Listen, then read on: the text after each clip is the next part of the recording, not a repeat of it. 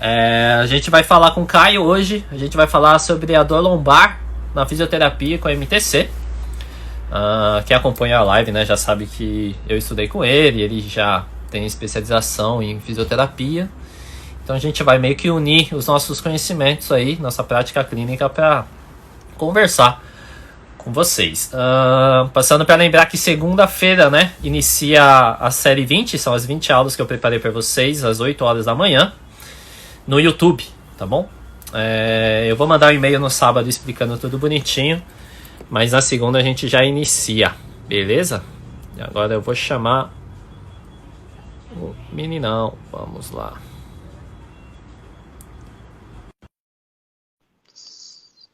Melhorou? Como tá aí? Sinal azedou, eu só tô com esse fone e eu vou ter que arrancar o fone. Tá me ouvindo aí? Fala aí. Opa.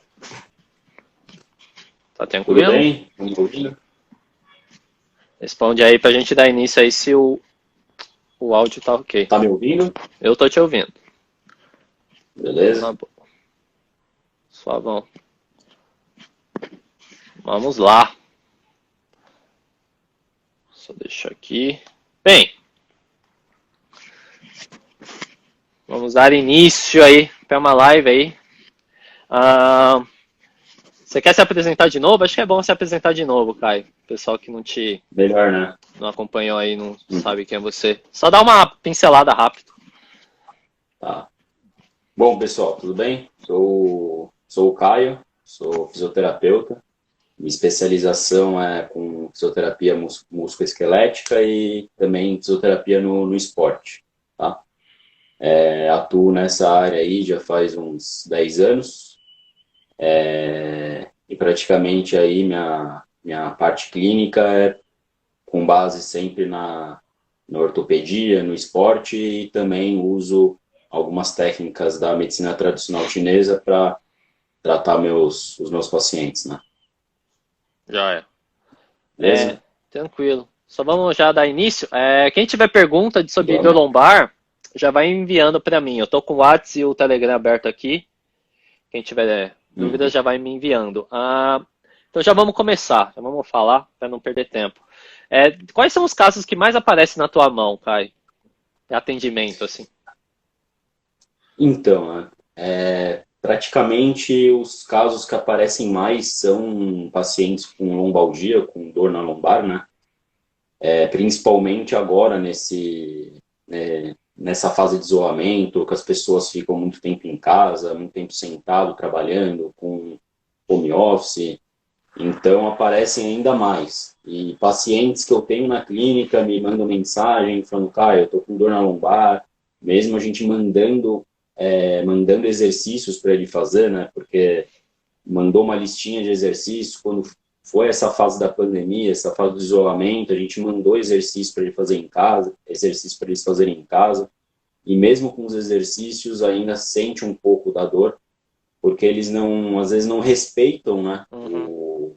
Às vezes as nossas orientações, que falam, não pode ficar muito tempo sentado, tem que ficar também, fica meia hora sentado, levanta, toma uma água, senta de novo. Então, por ficar muito tempo sentado, a dor na lombar vem com muita constância pra gente, né? Entendi. E os casos também que aparecem bastante é cervicalgia, pela tecnologia, muitas pessoas ficam com o pescoço, com o celular lá embaixo, olhando. Mas praticamente, ainda nessa fase atual aí, lombalgia é o que vem mais, tá? Lombalgia e segundo cervicalgia, depois as outras articulações, ombro, joelho, mas o que vem mais realmente é a lombar, não tem nem como jeito. E independente do sexo, independente da idade? Sim, muito mais mulher, né? Acredito mais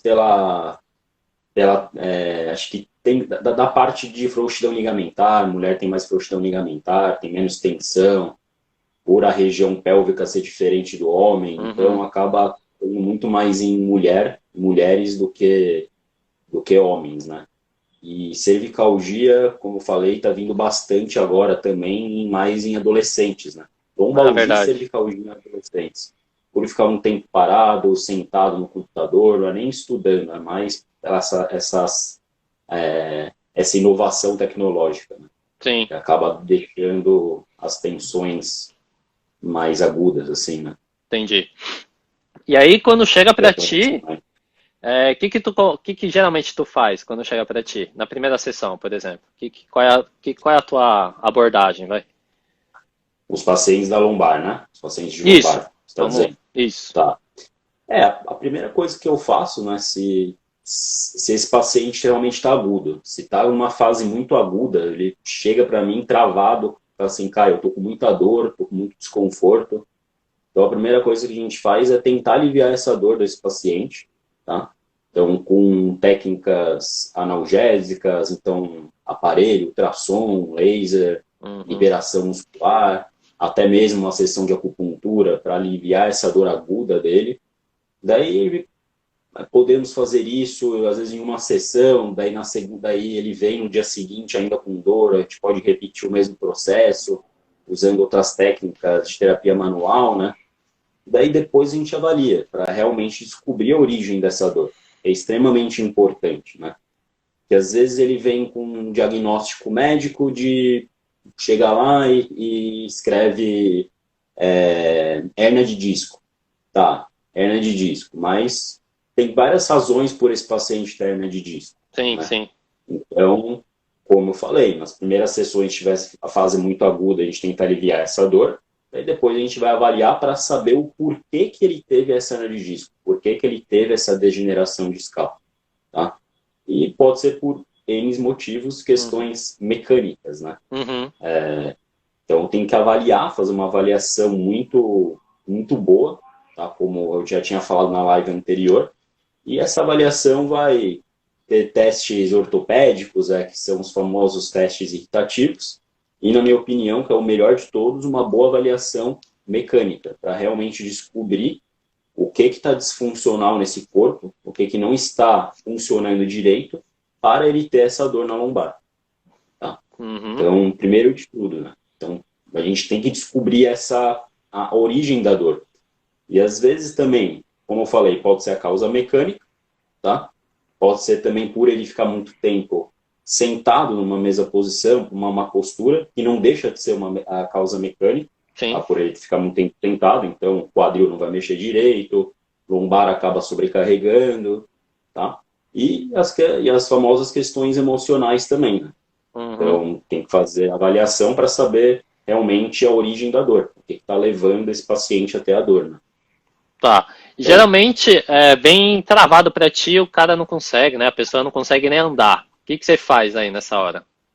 Já chega no laser, não tens? Como você mexe com. então, solto musculatura, terapia manual, mobilização de vértebras e posso também colocar algumas agulhas da parte da medicina chinesa, moxa, para aliviar essa dor, né? Uhum. Algumas agulhas específicas, até pontos de acupuntura, pontos distantes, Uhum. pontos locais, para aliviar essa dor, se essa fase realmente estiver aguda, se o paciente estiver totalmente travado. Então, Entendi. eu uso bastante a técnica da medicina chinesa quando o paciente vem com essa fase aguda, se ele chegar realmente travado na sua mão, na primeira sessão. Sim.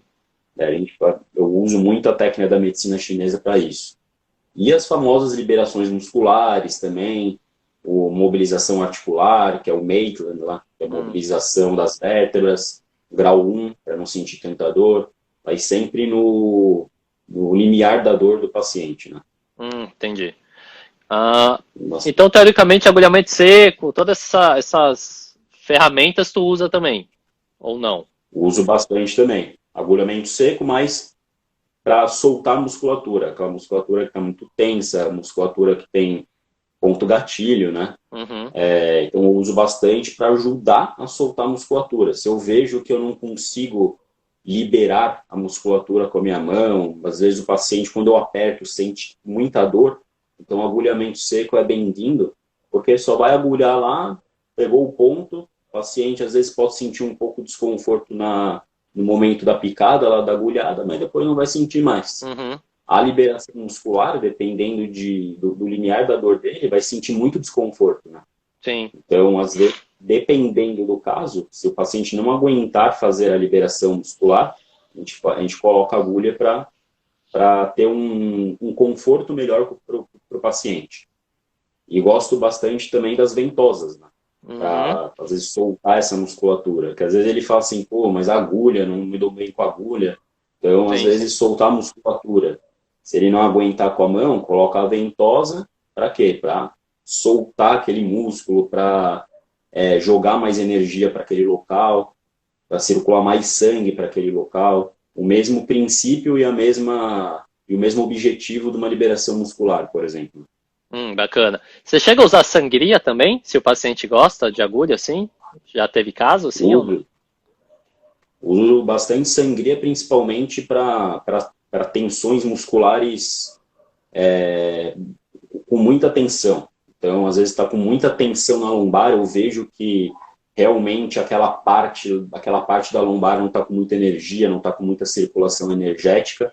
Uhum. Daí realmente eu uso a sangria para tirar aquela tensão, para tirar aquele sangue estagnado dali, né? Aquela energia estagnada, aquela energia presa. Sim, sim. Então eu percebo que ali, pela palpação do tecido, pelas tensões que estão naquele local, então a gente faz a sangria para liberar toda aquela energia, liberar todo aquele sangue para circular uma nova circulação de sangue ali, né? Um novo fluxo energético ali. Sim. Tissue, né, que a gente costuma falar. Exatamente. Só deixa aqui, ó, perguntinha aqui, ó.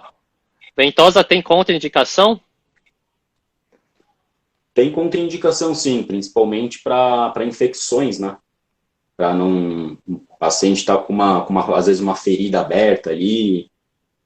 Então, não é bom você fazer a ventosa naquele local, se a ferida estiver aberta, se tiver uma erisipela, por exemplo, uma infecção de pele. Sempre é bom a gente não fazer, né? Para não irritar aquela região. Então, tem Sim, sim. contraindicações, sim, mas mais em fase está muito com a pele inflamada, com inflamações de pele, se tem infecção no local. Então, não é bom fazer. Você vê que tem uma cicatriz ali, que às vezes cicatriz é legal fazer ventosa Uhum. para soltar aquela cicatriz, soltar as aderências, mas às vezes se tiver com pus ali no local, às vezes Sim, se tiver inflamado, tiver muito vermelho, ou se tiver um pontinho aberto, às vezes não é indicado fazer essa ventosa, né? sim. Porque pode dar Por mais riscos de prejuízo, né? contaminação. Isso. Exatamente. Então, você não precisa fazer naquele exato momento, pode fazer depois, né? Tem, Uma outra fase, uma fase mais posterior. acho que talvez entender melhor o caso, né, do paciente, Hum, saber tanto sensibilidade quanto que até o limite, né, o limiar dele, qual é o limite que ele aguenta, sim, para a gente começar a brincar. exatamente. E comparando assim, pessoas normais com atletas, tu vê alguma diferença na resposta do corpo da pessoa ou não tem? Você não sente nenhuma diferença? Assim, tem diferença, com certeza. Às vezes, assim, no atleta, ele tá assim, com a dor lombar, na verdade, a maioria das vezes, né, por mais questões, assim, realmente de movimento, né. Às vezes, você vai avaliar ele, por que que ele tá com essa dor na lombar, você percebe que às vezes o quadril dele não está mexendo direito, às vezes a torácica não está mexendo direito. Então, é só a gente padronizar o movimento desse atleta, dar algumas informações para ele, porque como ele é atleta, o sistema nervoso central dele vai responder muito rápido.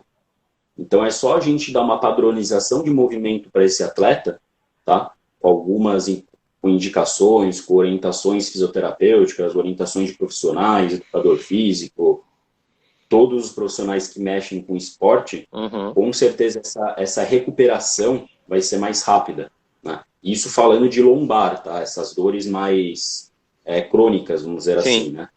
Aí você pega uma senhora, uma pessoa que é sedentária, a recuperação vai ser mais lenta, porque essa pessoa não tem a memória, não tem a memória do movimento, não tem a memória do exercício, não tem a memória da ativação muscular, da resposta corporal, entendeu? sim. O atleta tem essa memória. o atleta de alto nível, eu tô dizendo, De ele vai ter performance essa mesmo, memória. né? Performance. Então, com certeza, a recuperação dele vai ser mais rápida, né? Porque ele tem a memória do movimento, né? E tem a memória daquele exercício. Então, só passar uma informação para ele, o cérebro já vai passar a informação novamente para o corpo e vai responder de uma forma eficaz, entendeu? Entendi. Então, a recuperação num atleta vai ser muito mais eficaz e o tratamento vai acabar sendo diferente, né? Sim, Então, é um sim. tratamento que não pode ser muita maca, então às vezes é primeira, segunda sessão na maca, as outras sessões já tem que ser com movimento. Esse atleta tem que se recuperar o mais rápido possível Sim. para voltar à prática esportiva dele, para voltar para o jogo, para voltar para o gramado, para voltar para a quadra. Então, tem que ser o mais rápido possível. Então, o tratamento vai ser diferente. Sim, a É intensidade, diferente né, no geral. Exatamente, que a gente vai, as primeiras sessões, as 5 primeiras sessões, vai ficar na maca, soltando musculatura, vai dar uns estímulos musculares, mas pouco exercício. Como esse atleta já tem essa memória, como eu falei anteriormente, então, se ele está na fase aguda, é primeira, no máximo 2 sessões, fazendo a terapia manual e depois exercício. Movimento. Exercício para resgatar o movimento dele, o que tá de errado ali. Entendi. Só tagar uma pergunta aqui. Uhum. Foi.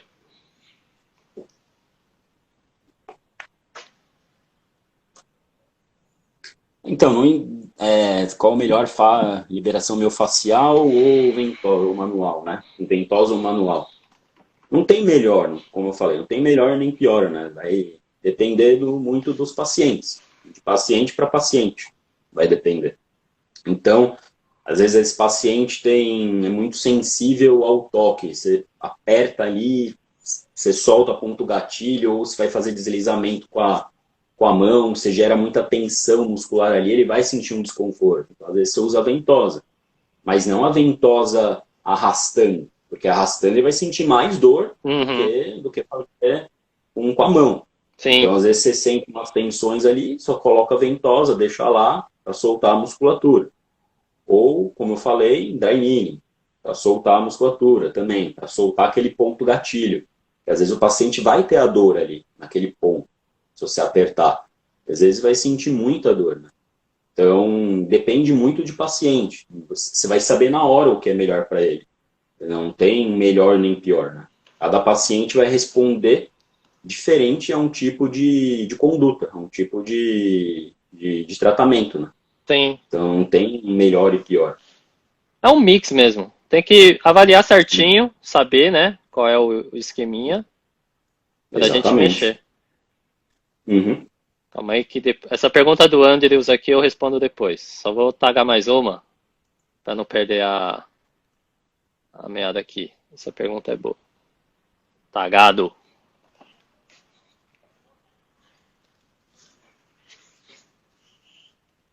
Sim, como psicólogo, trabalho a maior parte do tempo sentado. O que posso fazer para evitar a dor na lombar? Tá. Exatamente, Lívia. Então, assim, por você trabalhar muito tempo sentada, como a maioria das pessoas também trabalha muito tempo sentada, o que acontece? Por você ficar naquela posição ali, praticamente o quadril fica em 90 graus, gera muita tensão nas musculaturas do quadril. Então, na frente do quadril, do lado do quadril, na região do glúteo. Então, gera muita tensões musculares ali, tá? Gerando muita tensão ali, então você ficou, vamos supor, 4 horas sentada. Aí você vai levantar. Na hora que você levanta, praticamente o seu quadril ele fica com uma mobilidade reduzida ali, fica restrito os movimentos. Então, a lombar compensa. Praticamente toda a sobrecarga vai para a lombar. E não só o quadril, você ficar um tempo sentado, às vezes com uma má postura, então gera tensão também na coluna torácica, gera tensão também no trapézio, que é aqui a musculatura aqui de cima. Então, todas essas tensões musculares acabam, consequentemente, gerando essa sobrecarga na lombar. Tá?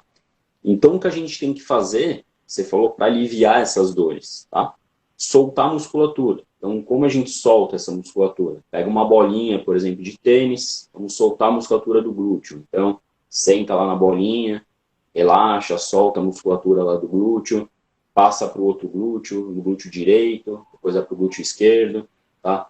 Soltar a musculatura dessa região aqui do quadril, a lateral, então coloca a bolinha aqui, ó, nessa região, deita, tá? Em cima da bolinha, soltar a musculatura aqui também da lombar, nessa região, do lado das vértebras, tá? Tudo isso vai fazer com que alivie essa dor, tá? E a famosa também bolsa de água quente, tá? Que você pode ir fazendo em casa.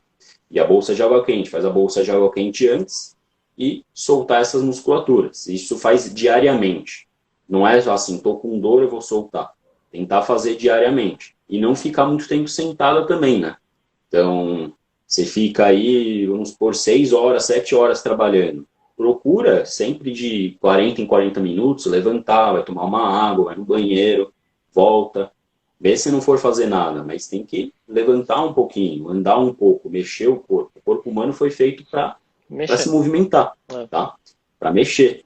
Além dessas liberações musculares, tem exercícios também que você pode fazer para aliviar essa dor, né? Para aliviar essas dores. São inúmeros exercícios, não vai dar para falar agora aqui, mas lá no meu Instagram, na minha página, no meu feed, tem um post, os exercícios que as pessoas podem fazer em casa nesse momento de quarentena. Então tem uma listinha lá de exercícios, ainda com um vídeo que você pode fazer, que vai aliviar essa dor na sua lombar. Tá? Porque não tem como demonstrar o exercício aqui agora, nem falar. Às vezes eu posso falar, você vai faz bugar, o exercício errado. Né? Então é isso, é botar o corpo para movimentar e soltar um pouco as musculaturas.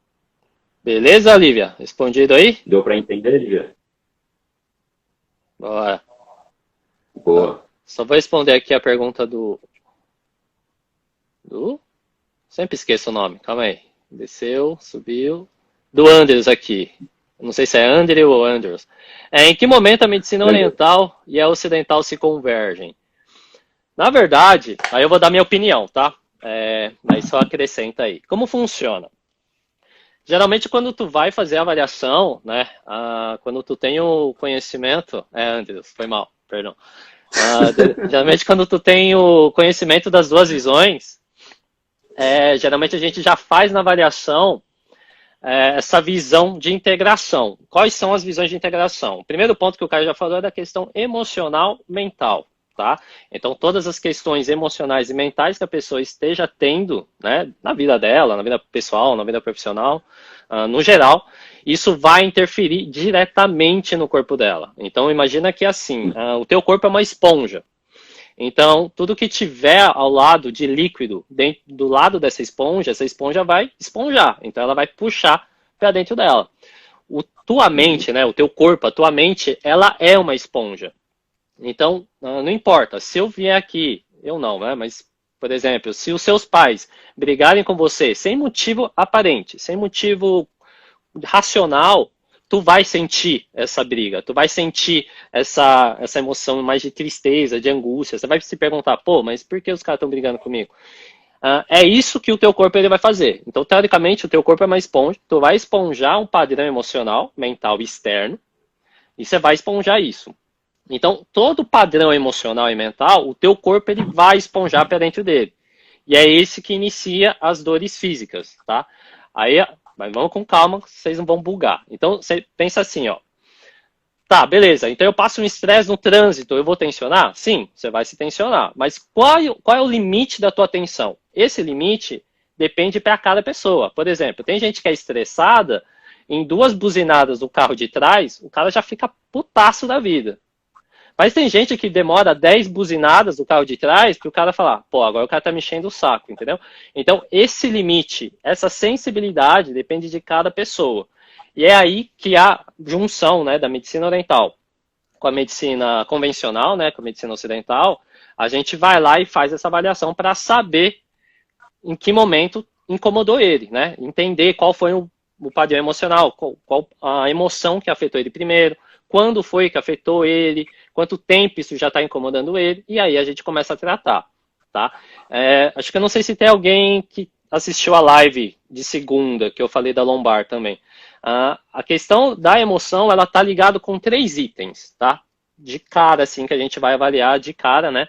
Quando a pessoa fala que tá com dor lombar, ela tem 3 itens que a gente já vai bater de frente. E aí a gente vai conversando com a pessoa para saber se faz sentido. Quais são esses 3 itens? Primeiro, a insegurança. O segundo, incerteza. E o terceiro, medo. Beleza? Então, esses são os 3 itens que a gente vai ter como padrão, como exemplo, para avaliar essa questão da lombar. Tá joia? Além dessa questão biomecânica que o Caio levantou aqui para vocês. Então, questão de postura, questão de não fazer exercício, ser sedentário, só ficar sentado, só ficar deitado, né? Então, a gente vai ter que avaliar esses 3 itens. Então, de novo, os 3 itens emocionais de cara que a gente vai questionar, né? Tanto o paciente quanto quem tem dor lombar mesmo, são esses 3. Insegurança, incerteza e medo. E esses 3 aspectos não têm relação com algo específico. Pode ser quaisquer coisas na tua vida. Então pode ser relacionamento pessoal, relacionamento profissional, pode ter ligação com propósito de vida, também pode ter ligação, isolamento social, eu não estou atendendo, não está entrando, né, dinheiro, não está entrando fluxo de caixa, o que eu faço? Então isso leva a uma insegurança, isso leva a uma incerteza, isso leva a um medo. E isso vai somatizando, né? Como você escreveu aí, vai somatizando, vai aumentando, tu vai esponjando mais, vai colocando mais, vai chegar uma hora que o teu corpo vai lá e vai exteriorizar. Então a dor lombar, ela pode ser pela questão física, mas também pode estar associada com o padrão emocional. E é isso que a gente avalia de forma conjunta com as 2 visões da medicina. Beleza? Então, no geral, seria isso. Claro que tem que aprofundar mais, mas no contexto, né, digamos que o global seria mais ou menos isso. Sacou aí? Entendeu? Não entendeu? Me responde aí. Então vamos lá. Bem, se não tem pergunta, então entendeu. Então tá jóia. Então a gente vai questionar aqui, ó. Na tua visão de prática clínica, Caio, tu acha que tem mais fatores além desses que a gente levantou? De biomecânica, de padrão emocional, pode ser estrutural, uma pessoa muito obesa, né? Pode ter dor no joelho, também pode ter dor na lombar. Você acha que tem mais Exatamente. coisas ou só é o padrão? Como eu falei, né? Sedentarismo, pessoas que sentam de uma maneira errada, então má postura, ficar muito tempo sentado, exercício físico de uma maneira inadequada, até um atleta, um overtraining, por exemplo, que acaba também gerando tensões ali, né? Então, é mais isso, né? Obeso, como você falou, questão emocional. Então, são mais esses fatores que levam o paciente até essa dor na lombar. E questão também idade, né? Por conta de desidratação dos discos. Então, ao passar da idade, ao passar dos anos, os discos vertebrais, que são entre as vértebras, né? Uma esponjinha que a gente tem aqui entre as vértebras. Amortecedor, né? O amortecedor, eles vão se desgastando na medida que vai passando a idade, vai passando o tempo. Principalmente as vértebras mais inferiores, que é mais L5 e S1. O que é L5 e S1? Lombar, certo? Lombar 5, que é a última vértebra lombar, e a primeira vértebra sacral. Então, principalmente ali, L5, S1 e L4 e L5 vão ser as mais desgastadas, vão ter mais uma desidratação ali. Por quê? Porque é onde vai ter mais sobrecarga naquele local. Tá? Então, idosos vão ter mais esse desgaste, né? Esse desgaste articular, esse desgaste da cartilagem, e também pessoas que costumam ficar muito tempo sentada também vai ter essa desidratação mais cedo. Pessoas que não praticam atividade física vão ter essa desidratação também mais cedo. Por que isso? Porque todas as questões mecânicas, por exemplo, pessoa que não pratica exercício errado. Então, toda a carga vai gerar na lombar. gerando toda essa carga na lombar, aí que vai ter a desidratação discal, aí que vai ter as hérnias de disco. Então, a patologia da coluna já é uma consequência. É como eu falei, a gente nunca vai tratar a patologia. Uhum. A gente vai tratar o que levou a ter esta patologia. Tá? Então, como eu falei, as mais famosas, o que vem sempre, quando vem com encaminhamento médico, né? O que o médico coloca lá no encaminhamento? Paciente com protusão discal, com o disco vai um pouquinho para trás. Paciente com hérnia de disco. Tá? Então, a gente tem que explicar para o paciente, porque eles sempre me perguntam, como você vai tratar a minha hérnia? Como a hérnia vai voltar ao lugar? Então, a gente sempre tem que explicar para ele.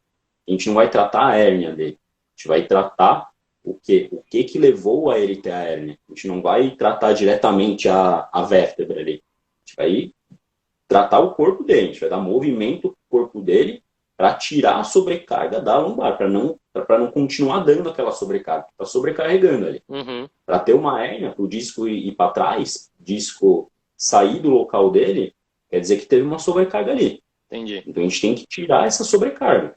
Então a gente tem que realizar exercícios, orientar exercícios para ele, tá? Para não ter mais a sobrecarga na lombar.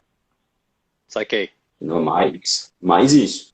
Então a gente tem que ficar muito atento, porque às vezes quando ele vem com encaminhamento médico, a gente já tem que explicar para o paciente logo de cara que aquilo lá foi a protusão, a hérnia que teve na lombar dele foi uma consequência. Sempre. Tá? E às vezes vai vir com outros encaminhamentos, além de protusão, além de hérnia de disco, às vezes vai vir com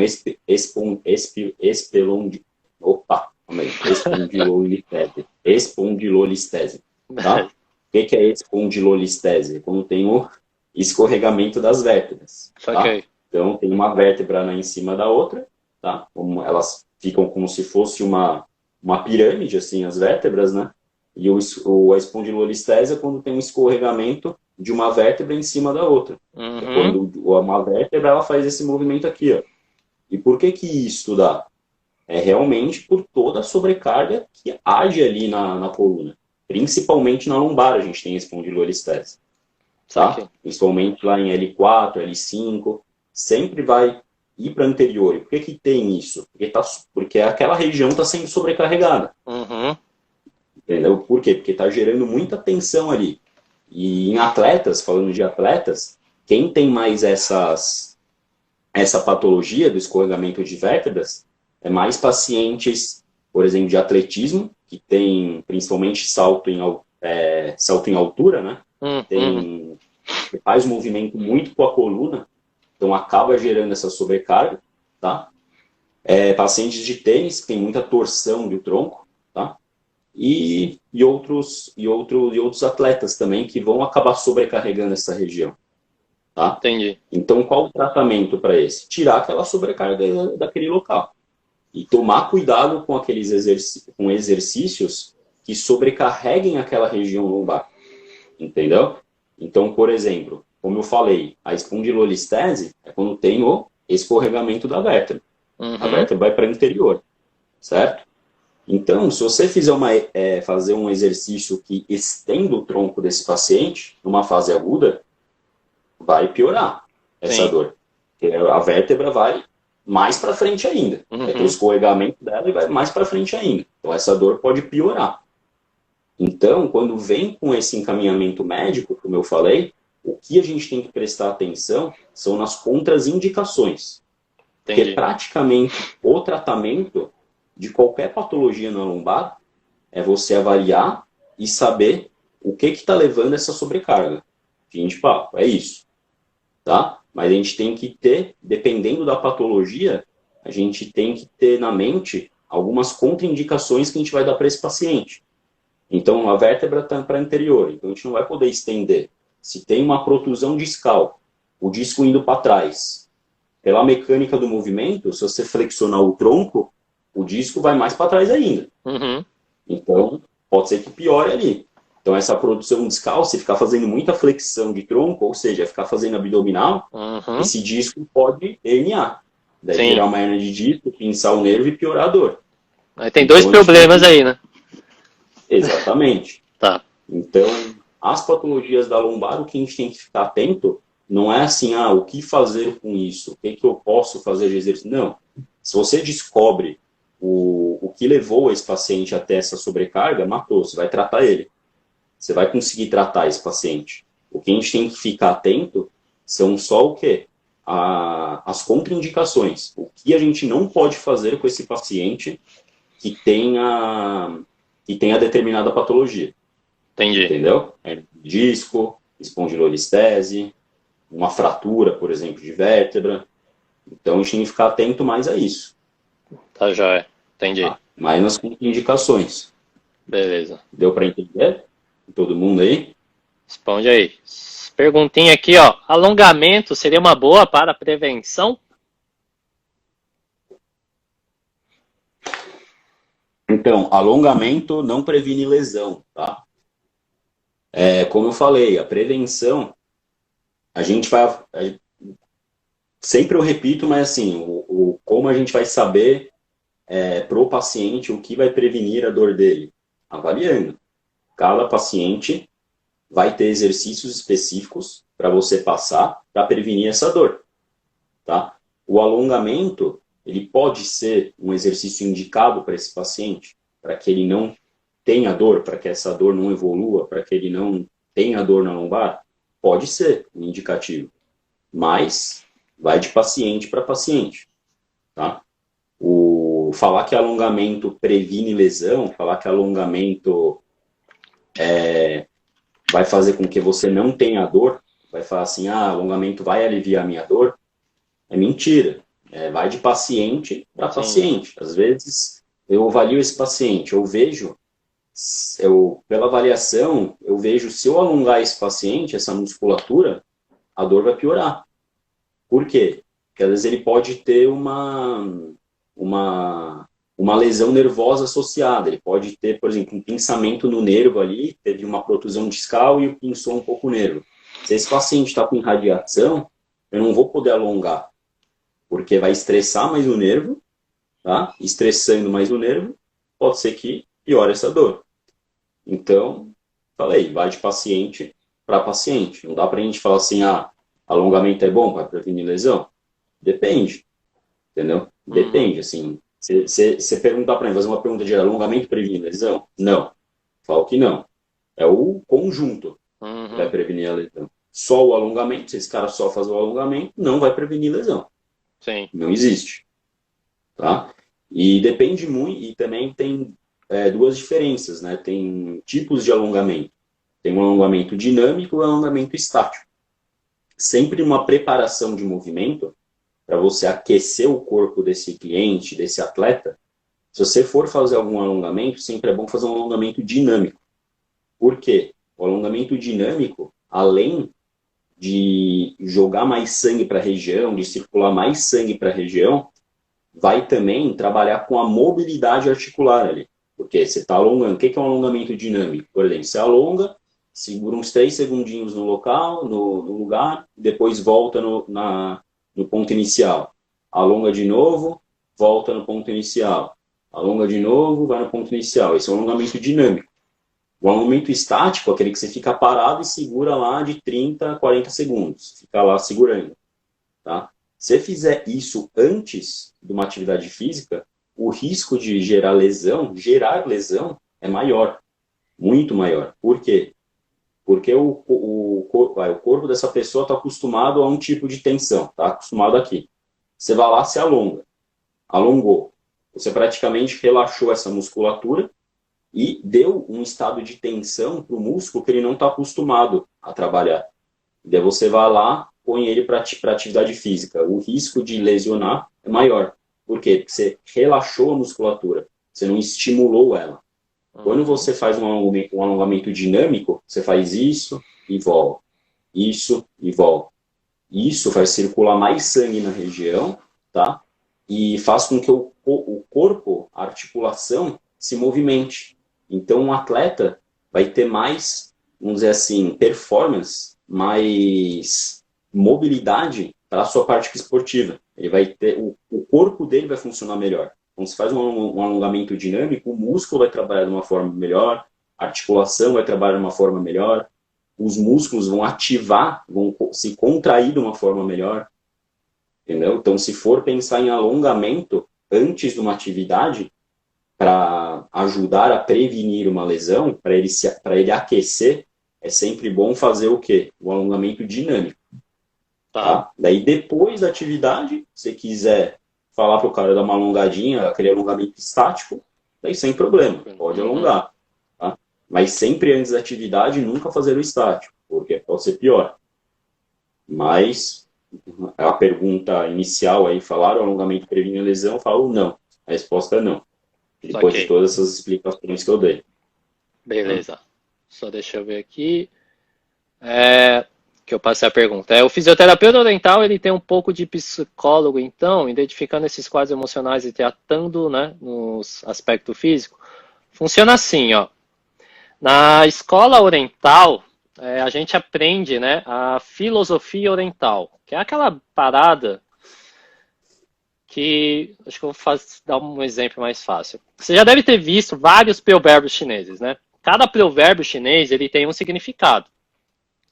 Só que, olha a brisa que é o negócio, de complexo mesmo. Então, por exemplo, se eu leio um provérbio, eu vou entender e compreender ele de um jeito.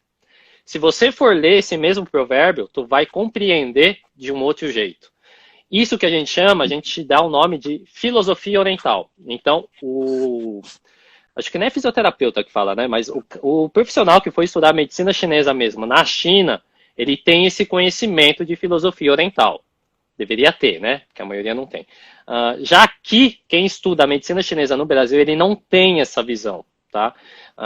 E esse é um dos pontos que eu fico batendo na tecla. Por que não tem? O que tem aqui, ele é bem simples. O Caio que estudou aqui, ele vai poder falar para vocês. Você tem lá 5 essências, né, de cada Zhang Fu, que... Puta, eu não vou saber a tradução dessa desgraça agora, calma aí. Força de vontade, intelecto, alma etérea, alma corporal, né, essas brisas, que aqui ela é muito superficial, aqui não se aprofunda, né? Então, quando tu estuda a medicina chinesa lá mesmo, né, com os meninos lá, com os chineses lá, você tem esse conhecimento, aí você cria essa consciência. O que me ajudou a ter essa consciência, tá? Não é toda acupunturista que tem, é um outro ponto que a gente tem que deixar claro. Como isso já vem de família, para mim facilita. Então eu não tive que estudar isso, eu não tive que, né, aprofundar em livro, ler livro, porque eu já nasci na cultura, eu vi meu bisavô, meu avô, meu pai fazendo, então ficou muito mais fácil para mim entender, né, esse critério de compreensão oriental. Então, quando tu me questiona que o profissional da saúde oriental, né, de medicina oriental, ele tem esse conhecimento, são alguns que estudam. Aqueles que não estudam e só estuda o que, por exemplo, a escola ocidental, ele não é aprofundado. E aí o Caio pode falar melhor isso. Mas aquele que estuda mesmo na China, ele tem um conhecimento mais agressivo, né? Ele é aprofundado. E aí o que o oriental ele sempre vai falar? Toda patologia, toda doença, tudo que você tem de sintoma, desconforto no teu corpo, ele tem origem emocional, tá? Então, eu digo, cara, jogar alto assim, 95% das doenças têm cunho de origem emocional, tá? Então, acho que é isso que a gente tem que ter nítido, né? Quando a gente for tratar. Então, tudo que você tem origem emocional. O que você não tem de origem emocional, né, que a gente fala que são os outros 5%, por exemplo, uma chuva, né, uma inundação, um alagamento, um trovão, um raio que cai no chão e te pega. Isso não é emocional, isso são os 5% que tem ali. Mas, por exemplo, você está dirigindo na estrada e você bate o carro, você tem 2 motivos de um acidente de carro. Um, pode ser, né, que faz parte dos 5%, que pode ser um problema no carro, e os outros 2 motivos que o teu emocional pode estar zoado, o teu emocional pode estar desequilibrado, que você pode ter sono, você ficou distraído, pensou em alguma outra coisa. E o segundo caso é que o carro, né, que bateu em você, ele pode ter tido alguma alteração emocional. Então, geralmente, né, o oriental, quando a gente estuda, a gente fala que 95% das doenças têm origem de cunho emocional. Então, essa é a visão, tá? Então, essa visão oriental ela é muito mais agressiva, ela é muito mais global. Então, por exemplo, o profissional, né, eu que estudei a medicina chinesa, eu não tenho nada a ver com o psicólogo, tá? Como tem a Lívia aí, ela vai... Então, tipo, eu não estudei Freud, eu não estudei Behavior, eu não estudei isso. Eu não tenho a mínima ideia do que é. Conheço os caras, mas não tenho a mínima ideia da teoria deles. E tudo que eu falar aqui pode ser puta bobagem, então eu nem vou entrar, né, nas ideias, né, nas defesas de cada um deles. Mas não tem nada a ver, tá? Então é outra visão. É muito mais essa questão que tu levantou, né, de filosofia oriental mesmo. É cultural, tá? Então, essa visão que a gente tem que trazer e deixar bem claro. Né, as patologias têm origem emocional, todas as patologias, tá? Já para adiantar aí, todo problema autoimune, ele é de origem emocional, mas não é seu, e sim dos seus pais, da sua família, tá? Então, meio que você herdou deles aí. Eu tenho uma diabetes, eu tenho tireoide. Então, isso aí é emocional, você herdou de alguém aí, tá? Então, é isso que a gente tem que avaliar. Então, a medicina chinesa, a gente avalia isso. Já na medicina ocidental, né, geralmente passa medicamento. Vê aí tireoide, VT3, T4, mete 75, 125, 150, 200 miligramas de remédio. Tá? Então, essa é a única visão. Então, o que eu trago, né, que eu sempre fico falando em todos os lugares, é que sim, tem que juntar as duas visões. Né? Juntou as duas visões, aí você voa. Ou a resposta do atendimento voa também. Beleza? Deu para entender aí? Ficou claro? Senão me questiona. Calma aí que passou aqui. Cadê? Aqui, ó. De quanto em quanto tempo seria adequado fazer um check-up na coluna? De quantos? Assim, difícil responder isso, né? Mas, às vezes, por exemplo, o paciente veio tratar com você, tá programado aí de fazer umas 10 sessões. Você faz as 10 sessões com ele, você vê que ele está melhor, daí fala para ele, beleza, tá de alta, mas vou deixar uma listinha de exercícios para você fazer. Então, você vai acompanhar esse paciente à distância, né? Porque você passou o exercício para ele para fazer em casa, então você faz um acompanhamento à distância com ele. Na minha opinião, eu sempre faço isso com meus pacientes, sabe? Mesmo dando alta, eu sempre pergunto como eles estão. Então vai mandar uma listinha para eles vão fazer esse exercício, tá? Então eles têm que fazer a parte deles também, tá? Fazendo esse exercício, eles estão melhor. Às vezes espera aí um follow-up aí de, sei lá, de uns 1 mês, 2 meses, e fala, daí você liga para ele e fala, tem interesse de fazer uma nova avaliação mecânica para ver como está o seu corpo, para ver se está se funcionando o seu corpo. Ele vai falar, às vezes sim, às vezes não. Às vezes ele vai falar, não, tô me sentindo bem. O cara não vai querer ir lá na sua sessão de novo, na sua clínica de novo, para fazer uma reavaliação, né? Então, vai depender muito, depende muito. E tem muitos pacientes também que às vezes eles tratam a lombar com a gente, ou tratam outra articulação que seja. Em 10 sessões o cara fica bem e fala, Caio, eu quero continuar com você, pelo menos aí de 15 em 15 dias, para a gente fazer uma manutenção. Então, isso é como se fosse uma reavaliação, como vocês falaram, né? Um check-up. Então, não deixa de ser, porque você está de 15 em 15 dias, ele está indo na sua clínica, você está passando algumas informações novas para ele, ele já faz os exercícios em casa, exercícios na academia que você orientou, às vezes com o personal está orientando agora, porque não tem mais dor. Então, sempre é importante a comunicação do personal e do fisioterapeuta, tá? E daí ele vai na sua clínica, às vezes, para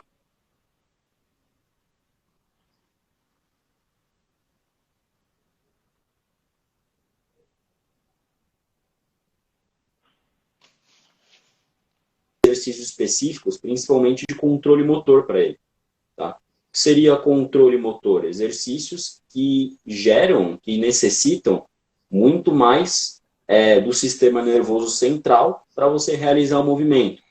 Então, envolve exercício de equilíbrio,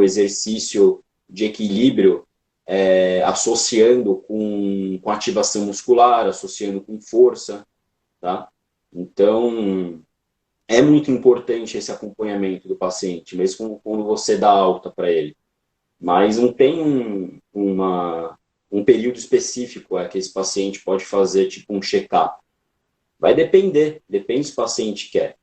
Às vezes você está fazendo o check-up pelo telefone, por mensagem, perguntando como ele está, se precisa de alguma ajuda.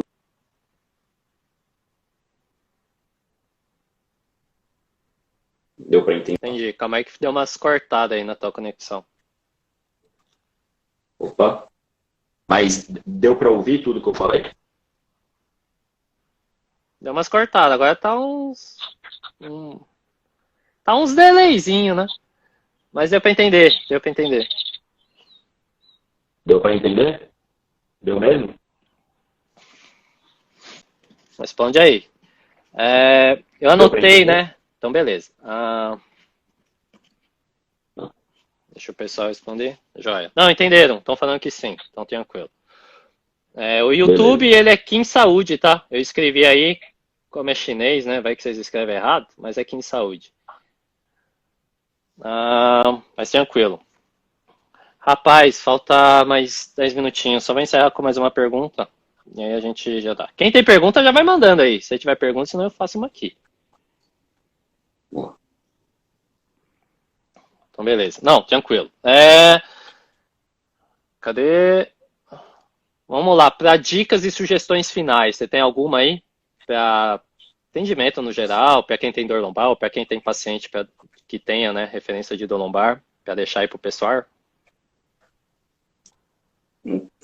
Acho que assim, o que eu falei, né, praticamente dicas assim, né, às vezes vocês fisioterapeutas ou até mesmo pessoas que não são fisioterapeutas, igual a Olivia perguntou, o que eu posso fazer para aliviar a dor na lombar, né, essa sugestão que eu dei de liberar a musculatura com a bolinha, fazer alguns exercícios específicos, aqueles exercícios que tá lá na minha página, lá no meu Instagram, né, são bem benéficos, são benéficos, né, para aliviar a dor no momento. Não é que isso vai ser um tratamento, né, é para aliviar a dor no momento, nesse momento de quarentena, tá?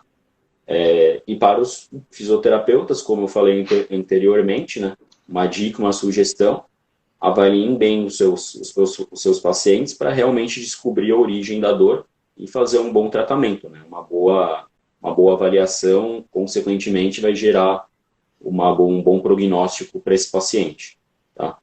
Porque, como eu falei, a dor na lombar vai depender muito de como está movimentando o corpo dele. Nunca se atentem ao diagnóstico, lombalgia não, desculpa, protusão discal, hérnia de disco, nunca se atenta.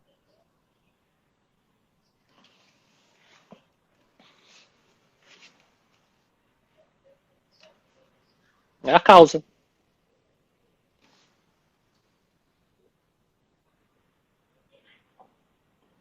Tá médio.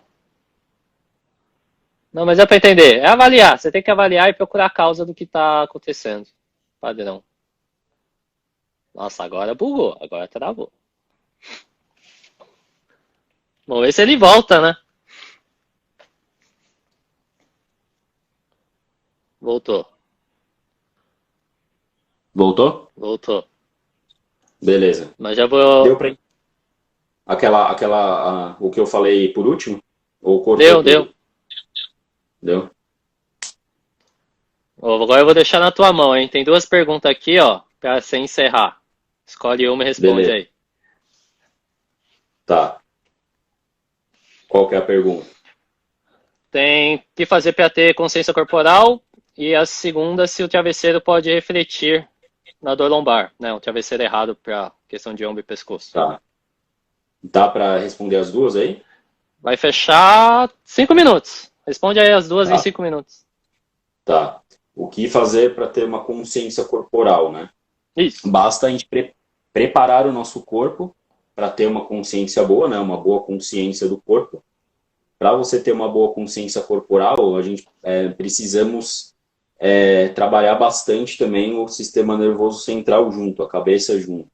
Ou seja, exercícios específicos que você trabalhe o seu cérebro junto, ou seja, exercícios que exijam muito controle motor, muito controle do movimento, às vezes uma boa consciência corporal, se fizer algum relaxamento, uma aula de yoga, uma aula de pilates, todos os exercícios que precisem da sua atenção, tá? Não adianta, você nunca vai adquirir uma consciência corporal se você fizer musculação. Se fizer um pilates, você precisa o quê? Contrair a musculatura, você precisa deixar a sua postura boa, ativada, associar a respiração. Tudo isso, você está trabalhando o seu sistema nervoso central, você está dando informação para ali, para a cabeça. E, consequentemente, joga informação de novo para o corpo. Uhum. Tá? Então, a gente consegue trabalhar a consciência corporal dessas formas. Realizando atividade física, exercícios que necessitem muito da atenção do corpo. Tá? Então, o Pilates, Yoga, todas essas aí que você vai gerar essa atenção. E por isso vai trabalhar essa consciência corporal. Tá? Do travesseiro, a escolha do travesseiro que eu falei, ajuda sim. Se pegar um travesseiro muito baixo, seu pescoço vai estar aqui. Se pegar um travesseiro muito alto, o pescoço vai estar aqui. Então isso gera sobrecarga em toda essa região do trapézio, dos músculos do pescoço. Então a gente tem que pegar um travesseiro que fique alinhado com o pescoço e com o ombro, tá? E questões de ser mole e duro vai depender muito da escolha da pessoa que está dormindo. Não tem muita escolha. O que não pode ser, não é nem muito baixo nem muito alto. Tem que estar alinhado. Na minha opinião, é isso. Sim, biomecânico, né? Mecânico. Beleza. Exatamente. Bem, vamos encerrando. Boa live, hein? Teve movimento aí. Bom. Quem tiver mais dúvidas, eu vou deixar o Insta do Caio, né? Logo após que encerrar, vai deixar no Insta, tá? Pra vocês adicionarem ele aí, enche ele de perguntas aí. Pode encher que ele responde. Agradecer a presença, né? Nesse aí, véspera de feriado. Agradecer a presença aí. E de todo mundo, né? Não só do Caio, mas de todo mundo que está acompanhando aí. Quem tiver mais dúvidas, vai enviando que a gente vai respondendo também, beleza? Acho que é isso. Quer falar mais alguma coisinha aí? Valeu, pessoal. Obrigado por tudo. Obrigado pela presença. E também, se quiser alguma pergunta, se quiserem alguma dúvida, pode seguir meu Instagram lá, Caio Nunes Fisioterapia, @fisioterapia, né? E qualquer dúvida pode me perguntar lá, como perguntar também para o André, a gente está aberto aí a qualquer dúvida. Já é. Mas eu vou deixar aí. Beleza, eu vou deixar o Insta dele aí no Insta, aí se vocês quiserem, vocês adicionam ele. Beleza? Então, muito obrigado aí e valeu. Abraço. Valeu, até mais, boa noite.